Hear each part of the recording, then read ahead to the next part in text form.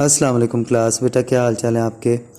लो बेटे, आपका ये चैप्टर ट्रांसलेशन वाइज तो ख़त्म हो गया था, तो आज मैं पहले इसके एडिशनल क्वेश्चन करवाऊंगा। वो है why did Quaid have to take long tours during early days of independence.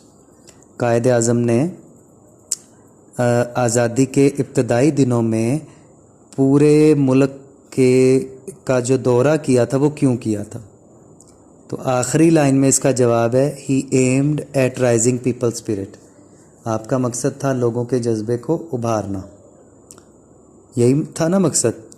तो हम इसका जवाब कुछ इस तरह लिखेंगे, Quaid had to take long tours during the early days of independence because he aimed at raising people spirit.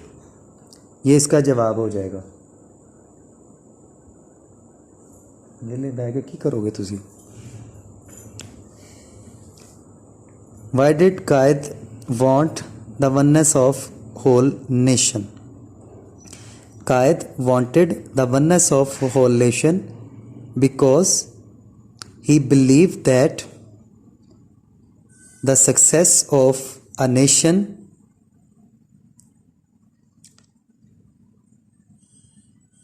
because he believed that the success of a nation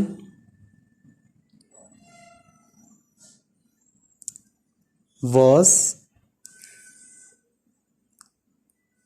in oneness,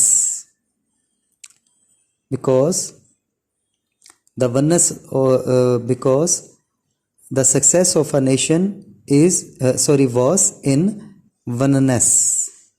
ठीक है, ये दो हो गए बेटे। उसके बाद are we working according to the expectations of great leader? No, we are not working. What is the result of neglecting the advice of Quaid? इसका जवाब हम लिखेंगे, due to neglecting the advice of Quaid we are divided into bits and pieces। we are divided into bits and pieces। ठीक है, ये 3-4 सवाल हो गए आपके। उसके बाद 4 हो गए, तो एक सवाल चले वो मैं 5 बाद में करवा दूंगा। साथ में आपने ये याद कर लेना है वर्ड्स मीनिंग उर्दू में भी और इंग्लिश में भी। एप्टीट्यूड, इसको कहते हैं रुझान, नेचुरल एबिलिटी। ठीक है, रुझान का एक और भी, हाँ, और इसका एक और भी इंग्लिश में साइनिनम है नेचुरल एबिलिटी के सामने आप लिख सकते हैं, वो है ट्रेंड। ठीक है, फिर है फंडामेंटल, बुनियादी।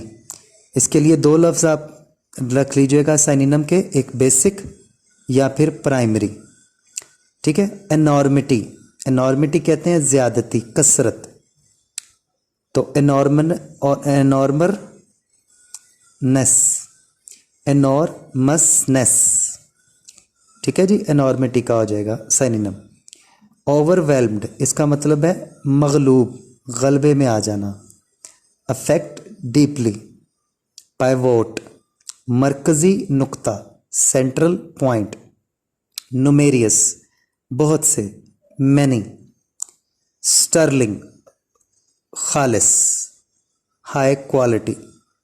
ठीक है जी, तो ये बेटे आपके कुछ हो गए, हाई क्वालिटी और प्योर भी कह सकते हो, ये आपके कुछ साइनिनम। तो 4 सवाल और साथ में ये आपने words meaning English to Urdu और Urdu to English to Urdu और इंग्लिश टू इंग्लिश दोनों तैयार करने होते हैं।